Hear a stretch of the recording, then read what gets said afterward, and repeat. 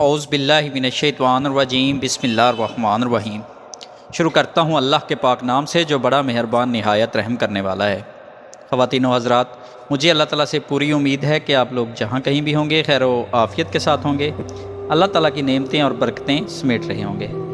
Video میں آگے جانے سے پہلے تمام بہن اور بھائیوں سے ایک چھوٹی سی گزارش ہے کہ چینل کو سبسکرائب کر دیجئے اور بیل آئیکن پر پریس کر دیجئے تاکہ اس طرح کی ویڈیو بر وقت آپ تک پہنچتی رہے۔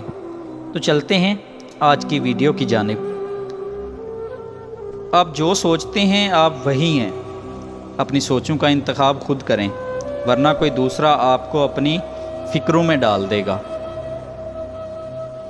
دو چہرے انسان کو کبھی بھی نہیں بھولتے، ایک مشکل میں ساتھ دینے والا اور دوسرا مشکل وقت میں ساتھ چھوڑنے والا۔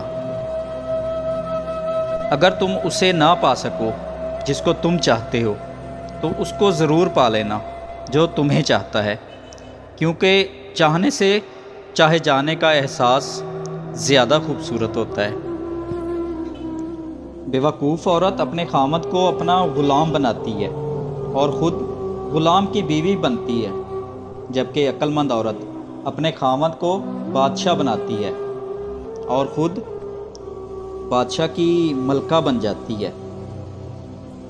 برا دوست کوئلے کے مانند ہوتا ہے، اگر جلتا ہوگا تو آپ کا ہاتھ جلا دے گا، اگر بجھا ہوا ہوگا تو آپ کے ہاتھ کالے کر دے گا۔ ذلت کی ایک گھڑی کو زمانے بھر کی عزت بھی نہیں لٹا سکتی۔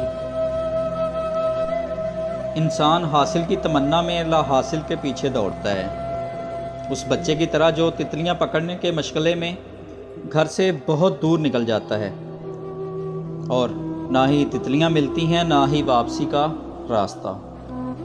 اپنی غلطی تسلیم کرنا دراصل خود کو انسان ماننا ہے، کیونکہ وہ صرف شیطان ہے جس نے آج تک اپنی غلطی تسلیم نہیں کی۔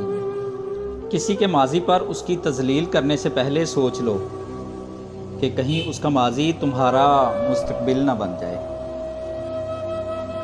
شخصیت میں عاجزی نہ ہو تو معلومات میں اضافہ علم کو نہیں بلکہ تکبر کو جنم دیتا ہے۔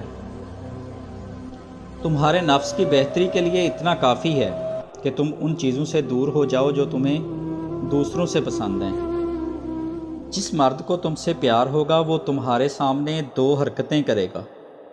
نمبر 1، وہ تمہیں دیکھ کر بہت خوش ہوگا، اس کی خوشی دیکھنی ہو تو اس کی آنکھوں میں دیکھیں۔